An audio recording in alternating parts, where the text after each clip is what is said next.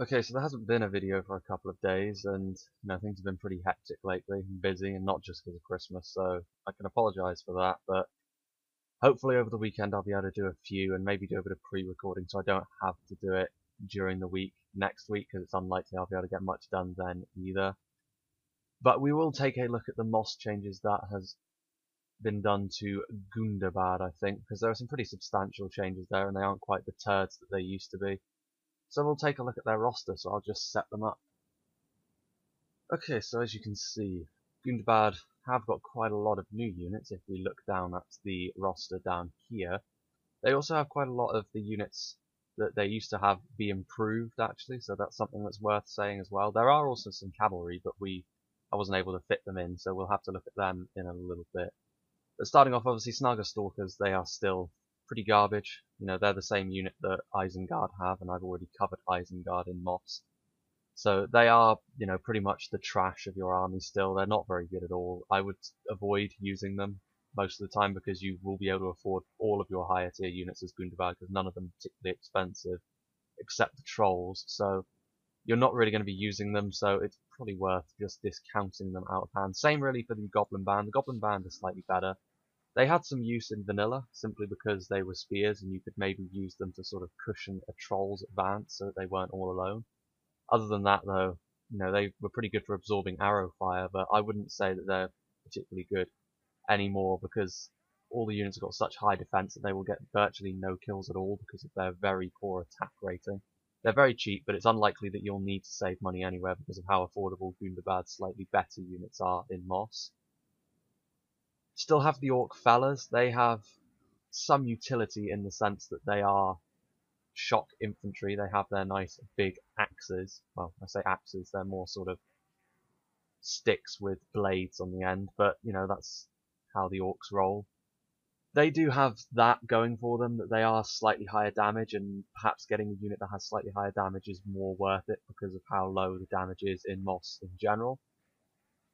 They're pretty decent at that, but ultimately they still have a major problem of not being particularly elite at all. They will die off very quickly as well in MOS because their defense is not brilliant. It is improved from vanilla, but it's not brilliant, and compared to a lot of the other units, they will find themselves suffering from a lot of attrition in sustained melee, as shock infantry tends to do.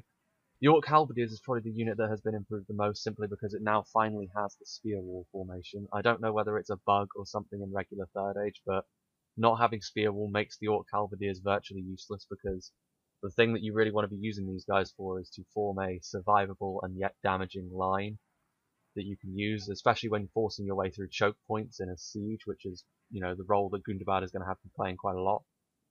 The lack of spear will really hurt them doing that because their halberdiers tended to die and break much more quickly than the heavy goblin halberds and the Uruk halberds of the other factions that share the same sort of template as Gundabad. Other than that, though, I would say that the Orc halberdiers in this have been improved a great deal. So they are now finally useful and finally a real cornerstone of what Gundabad are all about. I mean, they always were, but now they are finally useful is the main point. Still, the main source of numerous infantry that you have will be the Orc Marauders. Again, there's nothing much that's changed here. They have a lot in the unit, but individually they are pretty terrible. Nonetheless, they are still good in terms of numbers because it means you can just overwhelm the enemy. And in vanilla, I always quite like the Orc Marauders simply because you could send them up onto a wall. They would lose men to arrow fire on the way up, but there would still be quite a lot of them by the time they got to the wall. And they would still be able to sort of clear you a path, maybe. Good for supporting trolls as well with a slightly heavier armoured unit. So yeah, the Orc Marauders, they always had the slight problem that if they were forced into a narrow choke point, they would be horribly outmatched by elite infantry. But if you can overwhelm, particularly in a field battle, the Orc Marauders can be very, very good. The Orc Bodyguards are a unit which have received a buff, both in terms of numbers and stats, it must be said. I would suggest that with the Orc Bodyguards, you're still only going to be using one, particularly in a siege, sort of when it gets to the sharp end, when both factions are starting to lose a lot of their men. Their armies are starting to look worse for wear. Deploying these guys may well tip the balance in your favour because they are pretty decent now. The Orcs of the Misty Mountains do have these guys as well, still a shared unit between the two. Pretty good unit, I would say, pretty good. Moving on now, and this is where a lot of the new units come in. All the units we've seen so far are units which are returning and been improved in some cases, and most of these units are Rhudaur units, or rhubarb units, as they are. So we got the Rhudaur swordsmen. Now these guys are pretty basic, pretty low tier. They are actually slightly worse than the Orc Marauders, despite having less in their unit.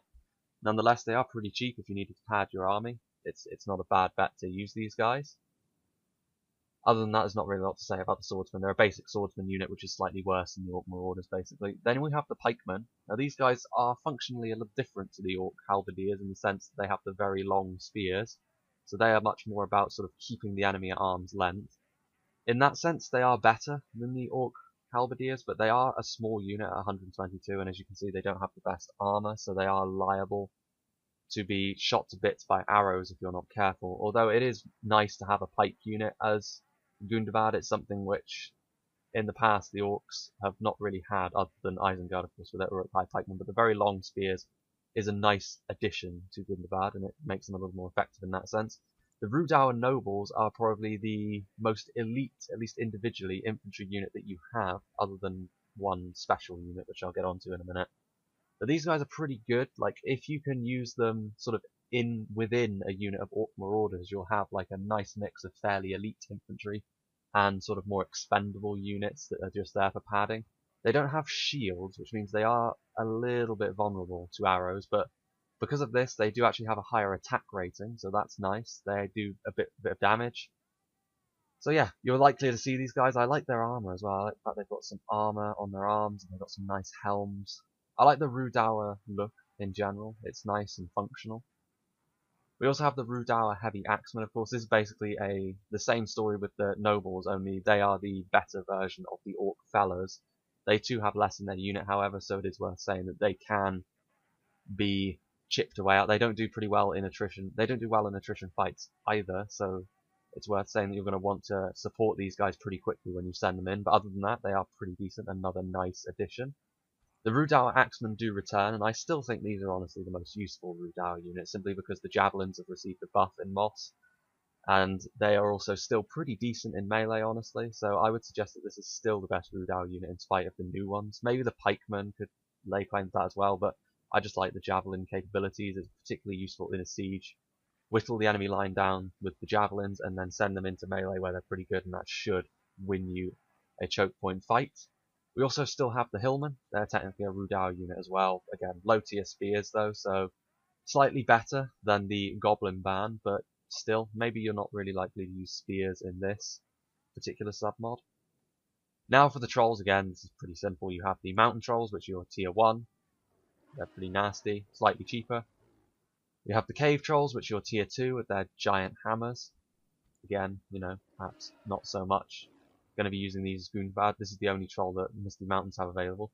The snow trolls as well are the tier 3. They have actually got 2 trolls less in their unit, but they are now only just as expensive as the cave trolls.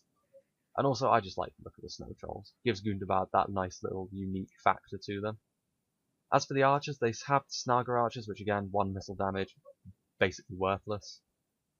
We have the goblin trackers again, you know, slightly better. You know, these were the best archers that Gundabad had to offer in vanilla. They weren't very good there. They still aren't very good, so look at the dopey expression on the goblins' faces. They still aren't particularly fantastic. They do now, however, have this unit, the Rhudaur archers. Slightly more useful. You know, they have better missile damage, but again, they're a much smaller unit, and they're still going to get absolutely hammered by most other elite archers. So again, Gundabad's still not particularly an archer-focused faction. You can field these guys if you want to have a bit more of a skirmish focus, but you're not really going to be winning any sort of skirmish battles against the elves or any of the kingdoms of men. You have wolves, which again, they're an interesting unit, but again, like, they have virtually no defense. They are very damaging, but again, it's not particularly fantastic because they can be shot to bits by arrows. And then we have my favourite addition to Gundabad and MOS, and that is the Barrow-wights. They're basically a meaner looking version of the Nazgul. They look very, very cool indeed. And again, they function exactly like Nazgul. You tuck them into a bigger unit, like an Orc Marauder unit, and they will do a great deal of damage to whomever they are facing. I can't remember how many hit points they had. I had them noted down somewhere. I think it's 7. It's a very high amount, but again, you know, they're like a sort of more survivable but less damaging version of the trolls that you have as Gundabad, and it's an interesting thing. It's a very good general unit. But now I must showcase the 2 units of cavalry that Gundabad have, because I couldn't fit them in. So as you can see, there's no real change here. The wargs are back. They are slightly more useful, I think, in MOS than they are in vanilla, simply because their charge bonus and their overall damage in melee is actually pretty decent. So the wargs, I think, have gained a little bit of usefulness, which again is only good for Gundabad. They also have the Rhudaur scouts. Again, these are light cavalry, so it's not going to be a good idea to send these guys up against the heavily armoured cavalry that the Kingdoms of Men can field. But they're still not terrible. I mean, you can use them to bog down enemy cavalry and then quickly get some spears or some pikes or some halberds in there to really whittle down the enemy cav, because the enemy cav is going to be substantially more expensive than yours, of course.